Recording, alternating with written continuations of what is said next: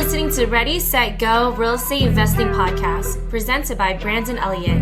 This show will be going over all aspects of real estate investing and is intended to educate, motivate, and prepare you to take action on your first or next real estate investment. For more information, please visit BrandonElliottInvestments.com. Thank you for listening and enjoy. Welcome back, everyone, to Ready, Set, Go Real Estate Investing Podcast. My name is Brandon Elliott, the host. Excited to have you guys on today. We have a guest over in the Kentucky region of America, which I love. Andrew, you jumped in accidentally, became an investor back during the COVID days, right? Can't wait to hear more about that story. But you jumped into real estate and you've doubled some assets thus far. You're doing more of the short-term type of rentals and kind of bigger units of that, I believe. And you like offering to large group stays and so forth. But you also have a cool background having an ice cream shop in the past, as well as a bakery in the past, like some cool stuff, man. So yeah, for anybody out there that doesn't know who you are, where you're from, your background, your story, do you mind just giving that 30,000 foot view for me and the listeners? Yeah, no problem. Andrew from Louisville, Kentucky.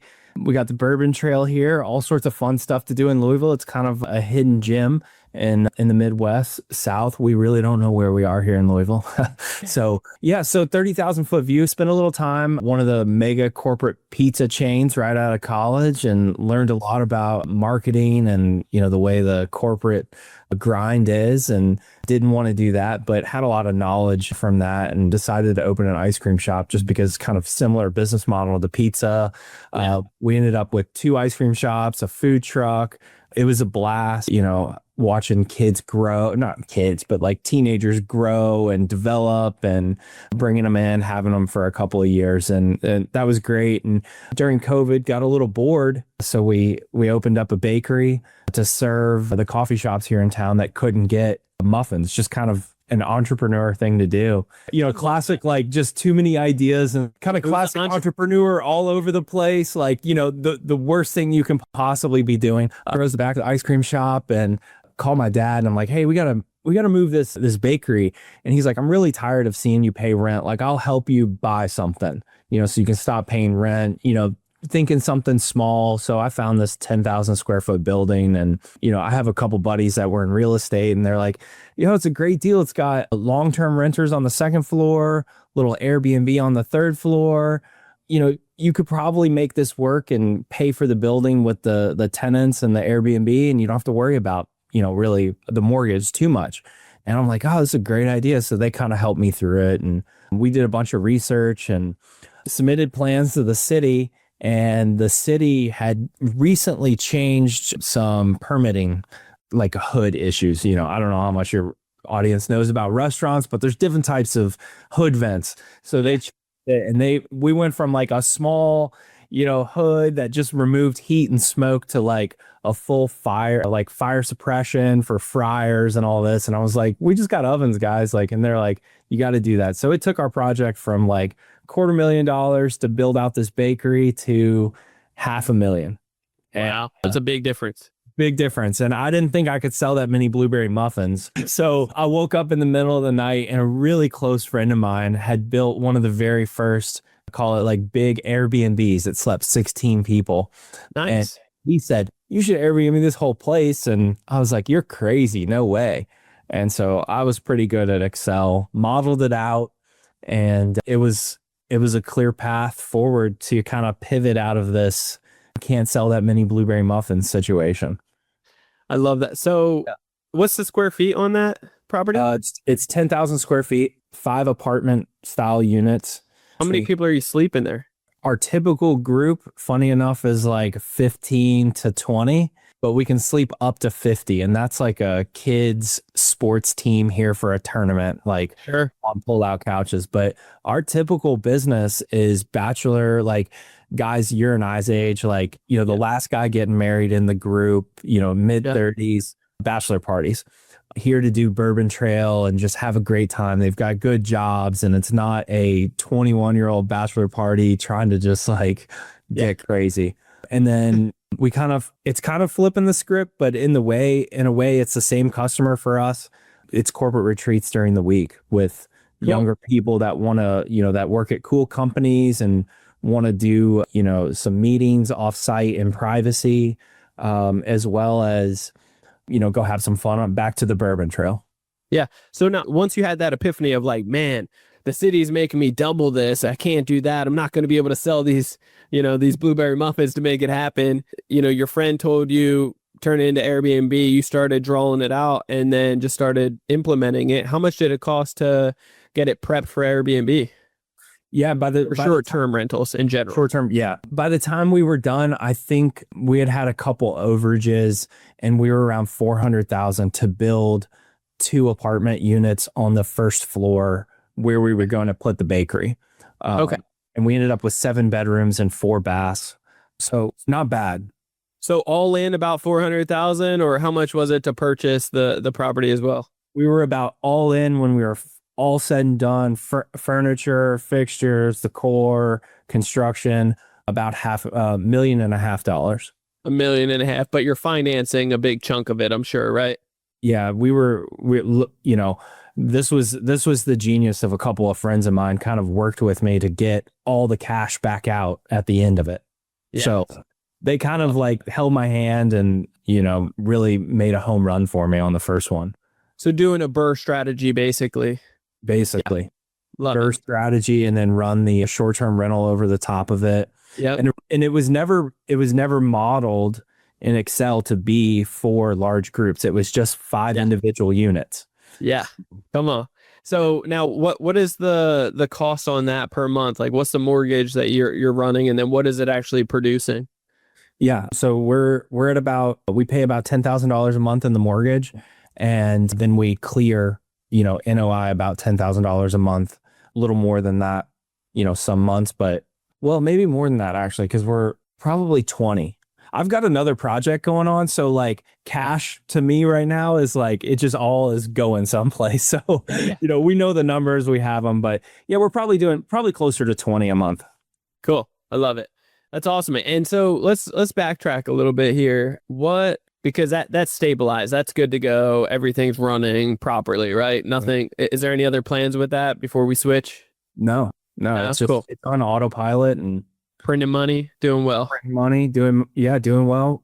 We change the batteries on the locks when they die, and that's it. Yeah, and so you have no money into that project either, right? What did it appraise at? Like 2.3 million. Let's go. The end of construction. Yeah, so about 800,000 in equity. Yeah. Great. I love it. So 800,000 in equity, got all your money back out. Did you get paid out on it extra? They did not want to do that because we had not completed construction yet. We got really lucky. Yeah. The banker sent me an email at one point that said we have money in the vault with your name on it. So I think they were just, it was like, this is really weird, but okay, great. Yeah, that's funny. What was it, a local bank that you used or what? Really small local bank with 2 retail locations. The CEO of the company, of the bank came out to review the property in the middle of construction. Yeah. Very cool. That's awesome, man. Talk to me. Why real estate? Like why even outside of that, the entrepreneur bug of your very first thing was an ice cream shop, right? Yeah. And so you got inspired by doing the pizza gig, but did you have any other family members, friends that were doing this type of stuff? Like it's very rare for a young guy, even working as, at the pizza shop, to get inspired to like, hey, I should actually open up an ice cream shop. Or something similar, right? Yeah, that's a great question. Entrepreneurship's kind of been on both sides of my mom's family and my dad's family, kind of throughout the entire lineage of the family. And so it was kind of just like, it wasn't really even a thought. It was like, this is just what you do. Yeah. You go figure something out on your own. And, having great mentors is, I'm not going to say it's made it easy, but it's gotten me to the point of where I am and accelerated things. And then, to your question, why real estate? I had done a little bit of like trying to kind of play or get into the private equity world. And, it didn't happen. Louisville's not a great place for that. And, just kind of understanding like, multiples that businesses sell for and things like that. And once we kind of got the cash out of that first property, and I was like, wow, that was pretty cool. Like, there's no cash in this thing, and it's printing money. And then all of a sudden I realized that these things are selling on cap rates. They're basically small boutique hotels, micro boutique hotels is the way they're selling. And I was like, well, a cap rate's, way better than an exit multiple in PE. And so you get to really run the business over top and exit on the real estate multiple instead of the PE multiple. And it's better. So, just kind of looking at the hard finance and the numbers of it became more appealing, and you just get more leverage on the, your effort you put into something, that effort you put in to get that dollar out gets multiplied further on the exit. I love that. Yeah, it couldn't be further from the truth. It's like at the end of the day, what's cool is real estate, there's so many different options, right? Your initial thing was to set up a bakery. And once the bakery was like, man, these numbers aren't going to pan out anymore, I got to do something. Instead of like a fire sale and lose all that money, instead you pivoted. Like, instead of A working, you went to B, C, D, you just went down the arsenal, the list, had some good mentors around you, some guidance, and then afterwards made, putting a couple $100,000 into it.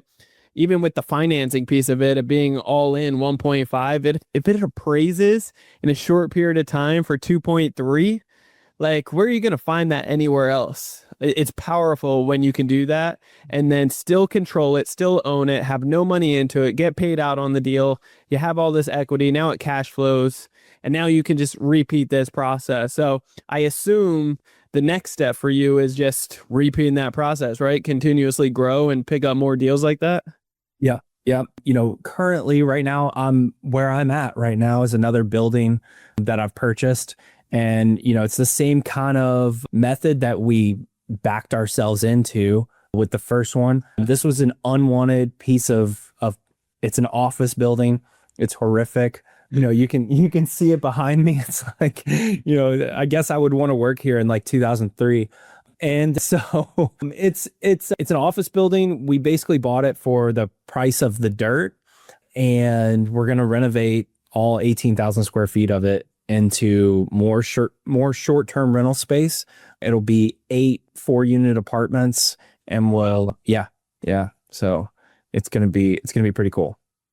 And we're just in the beginning stages of starting that. Got financing in place, contractors lined up, and just kind of sitting here twiddling our thumbs waiting for a construction permit from the city. So how much did you pay for that one? We paid 1.1 for it. 1.1, that's basically the dirt for it. And then afterwards, the location for it, how is it? Is it a good, strong spot? You can't get any better. It's nice. It's in downtown Louisville. It's 10-minute walk from the Whiskey Row. Yeah. That's like 3 blocks. Beautiful. Yeah. And then so when it comes down to the city, have they been easy to work with, and kind of, are they fair? What kind of experience have you had with permits?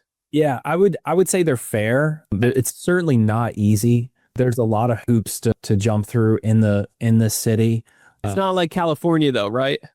I don't know how bad California is, but here's one example: is they're dictating the finish, the limestone finish around the front windows that we're changing out. So they gotta pick something. They gotta pick something. And it's like, gotta pick something, or else are you even working? Yeah. And so I imagine, California is probably similar. There's just a lot of fees involved in it. There's a lot of lawyers, a lot of just holding costs to even get going. So where are you getting this capital to actually be able to complete the renovation? Because renovating 8 4-unit buildings, basically, that's converting it into that's a lot.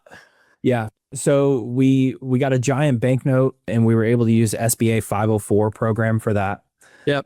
And then just a little bit of family money to make the difference. That's awesome, man. I love it. And so you went after that financing after purchasing the property. You had to purchase first, right? Yeah, we purchased with a banknote as well. Yeah. And then went after that 504 program. That was almost an 8-month process. Yeah. So it was long, but it allowed us to be only 15% down. Love it. Yeah. And then because it's not producing anything right now, you basically had to speak the vision over it to the banks and SBA and all that, right? To be able to even qualify for this. Yeah. Yeah, that's true. And then we just kind of had the holding costs, like the other property produces enough that we held it with the cash flow off of that one. Yeah. And then what kind of interest rates were you seeing from both of those, the purchase as well as the SBA? Yeah, I think the purchase was like a 7.5%. Yeah. Pretty high, but if you can pick this up and you know what you're going to do with it, I don't think it's the biggest deal. And then refi in the future, it's going to be great. Yeah, exactly. And then we don't have our rate yet, just because of the way the 504 program works. When construction's finished, we'll get a debenture, but it basically runs in line with the 5-year treasury plus another 2.5-3%. Yeah. So I've modeled our like final interest rate around 6.5, 6.25, somewhere in there. Okay. Cool, man. And then, so how much will the construction be? We'll probably go just over 4 million, 4 million all in, plus the cost of the property. So now again, a pretty slim deal, kind of scrappy, and I like to keep them that way. Yeah. Cool. So basically about 3 million just for the renovations, FF&E, those things. Yeah. Cool. Love it. Yeah. Well, what learning curves have you seen along the way, especially on the first one? Is this the second one, basically? This is the second one, basically. Yeah. Okay, cool. Yeah. So what learning curves on the first, or maybe even in this beginning step of this second one? Yeah. Yeah. I think the biggest learning curve on the first one was just having so much on my plate, running 2 ice cream shops, the bakery. We were still running the food truck. And then I was like, at the time I was like crazy, like I can do anything kind of approach. And luckily that's gone at this point. That's been coached out of me. Been broken out of you. You're like, I can't do it anymore. Exactly. So, I was the general contractor on that job as well. So I had had great subs that I had just kind of met over the years of doing these ice cream shops as well. So that was just such a much bigger job. And, a couple of those guys, stuck with me. They probably should have been like, we're just done with this job. Like, you're a mess. But, a couple of those guys really kind of put their arm around me and was like, hey, you got to get this, and this fixed for us to be able to do our job efficiently. And, yes, that was a big learning curve. And I'm thankful for those guys. And just to make, kind of a point about loyalty, which I think is another big learning, not a learning curve, but, a big learning point. It shows itself very strong in moments like this, when it's like, it's new territory. You need some support with it. And because if you get cold shoulders or people that get, issues with you, it could definitely crumble things. Instead, they were loyal, they put out a helping hand and they educated you and coached you up on it, which is huge. Yeah. It's so big. And I made sure when we started this second project, I knew I wasn't going to be the general contractor again, but I went to those guys and I was like, hey, I trust you. And I know you guys know the best general contractors and the worst in town. Find me somebody that can help with this project that you like working with as well. Because I want to make sure that you're on this project. I don't want to go find another GC that's not going to use you. And, there's 2 or 3 of those guys, and they're like maybe 10 or 15% more expensive, but I think, there's pay for peace of mind sometimes, Yeah. Peace of mind, and also just proficiency and less time and holding costs. Like, that stuff adds up. So if you can get peace of mind and just clarity and good quality work done, everybody's happy, then come on. Yeah. Yeah. Exactly. I love it. Well, this is exciting, man. I know this is just the beginning, but it's like, this is powerful stuff. How long do you think until you receive your permits right now for this second one? And then how long do you think construction will be until you can refi? Yeah, I think we're imminently, going to get the permit within the next, 14 days, hopefully. Cool. Yeah. Yep. And then, we've modeled out a year to complete the project, but internally with the subs and the general contractor, we're pushing for 7 to 8, to really do that. And then we're running, kind of weekly meetings with those guys. Like, is the labor lined up? Is the material lined up? Is all this, ready for the next step? Running those meetings to really make sure it gets done. I love that. Yeah, that's very smart. Cool, man. Well, this is exciting. Your future is bright as hell with this. It's huge, what you're doing. And I just love that entrepreneur spirit. I think that's one of the biggest things that I'm taking away here is like, your parents raised you well to like just have that entrepreneur bug in you, like no fear, you can conquer it all. Obviously, at young getting into it, you definitely start feeling a little bit, but feeling the pushback a little bit, but at the same time, dude, doing so many things. And so, and a lot of learning throughout the process. So something to be super proud of. I appreciate that. Tell me, like, what would anybody that hasn't taken action or kind of raised that same similar way, if they're just the opposite of that, fearful or like, like they don't think the way that you and I do, what would you say to that individual? I think that this is something we've talked a lot about internally lately is that, if you don't know about something, you're a little scared of it, a little bit of research, like, to figure out where to start, that's a good thing. But getting in that like forever research or forever dreaming about it thing, it doesn't lead to anything. And it's just kind of, I would call it stressful.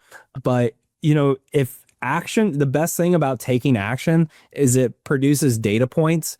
And, you can work with data points, like, oh, this worked or this doesn't. Even if you had 3, 10, 20, that didn't work. At least, those 20 things don't work and you don't have to try them again, but you can keep trying new things. And, eventually you'll get that flywheel going. And I think that I don't know how much your audience reads business books. I know this is a real estate podcast, but, Jim Collins has that book, Good to Great, and he talks about the flywheel effect. And, that's such a big one for me is, that flywheel, getting it going, keeping it going. And, flywheels are heavy, so they're hard to get going. But once they're going, they're a rocket ship. Dude, I love that. You said something there that, stood out to me. When you're overthinking it, you're just sitting in fear and it doesn't feel good. Like you're really dwelling in that when you really don't need to. If you just get into that actionable step, you're kind of riding a roller coaster. Like, there's definitely seasons that I'm feeling the same fear as you are, right? Yeah. But at the same time, then you keep going through the roller coaster, and then you get the confirmation, you get the data points that you mentioned, like you're getting the excitement of like, wow, that worked, or this works, or it's as planned. And then you run into the, oh shit moment. Like we ran into something. And I think, to take your point a little further, I think when you do mess up and there's people around you, I think they're pretty accepting of the failure and the mess up if they see, the action being taken. Yep. It's genuine. It's genuine. People want to help you out and serve you. Yeah. So there's more greater of good if you just keep going through the process, taking action, massive action, failing forward versus dwelling in something that may not even come to fruition. And instead you're just, over complicating it and procrastinating. So I love that, man. As we wrap this up, what does the future look like for you after this project? After this project, more ahead? Yeah, we are. After this project, we'll be looking for another one to do. Maybe the short-term rental space, maybe not. Kind of this hospitality thing. So we'll see. There's a number of factors. Yep. And we'll see what's happening and, how fundraising's going and, all the different interest rates and on and on and on. So there will be something. I love that. Well, shoot, man, if you're ever in the neck of the woods for San Diego, hit me up. Come on over. I will. And we'll show you the construction over here, which is wild. But well, likewise, and if you're ever in Louisville or in the Midwest, come on over and I don't know if you drink, I don't drink, but the bourbon tours are still cool for guys that don't drink, just to see, the process. And if you are into it, The tastings are amazing, and we can do that. We'll show you some Southern hospitality. Let's go. I love that. I appreciate it, man. Guys, actually, Andrew, what is the best way to be able to have the audience connect with you? Yeah, check me out on my website, andrewllewellyn.com, or on socials at I am Andrew Llewellyn. Let's go. Awesome. Guys, you're going to want to reach out to Andrew. He's a wealth of knowledge. He's rocking and rolling. He's taking action and doubling assets. So it's pretty powerful stuff, and just going to be more excited and grateful for his mindset and jumping on here today. So reach out to him, network with him as well, and see what he's up to. He's definitely got a bright future in this, and it's just the beginning, which is cool. So if you guys want to get a hold of me, you can always do so on Instagram. It's Brandon Elliott Investments. Otherwise, check out our business page on Instagram. It's Credit Counsel Elite. Speaking of which, if you're looking for funding, I'm talking up to $500,000. I'm saying like $200,000, $300,000, $400,000, $500,000 plus in new capital with interest rates as low as 0%. We can show you how to get access to it with up to 90% approval odds. Just check out creditcounselelite.com. That's www.creditcounselelite.com. We'll show you how to get massive amounts of funding from banks. I'm talking a lot of funding. So if you're interested, reach out. I would be happy to serve you guys. And if you have not already, hit subscribe to Ready, Set, Go Real Estate Investing Podcast so you get the newest episode every single Monday. Leave a 5-star review and share this out with somebody else that needs to see it. And we'll catch you on the next one. Till next time, guys, God bless. Andrew, appreciate you, brother. Thank you. Thank you. Thanks for having me. This has been another episode of Ready, Set, Go Real Estate Investing Podcast, brought to you by Brandon Elliott. For more information, please visit BrandonElliottInvestments.com. Also, please don't forget to like, share, and leave a comment below. Thanks again for joining. Until next time, God bless.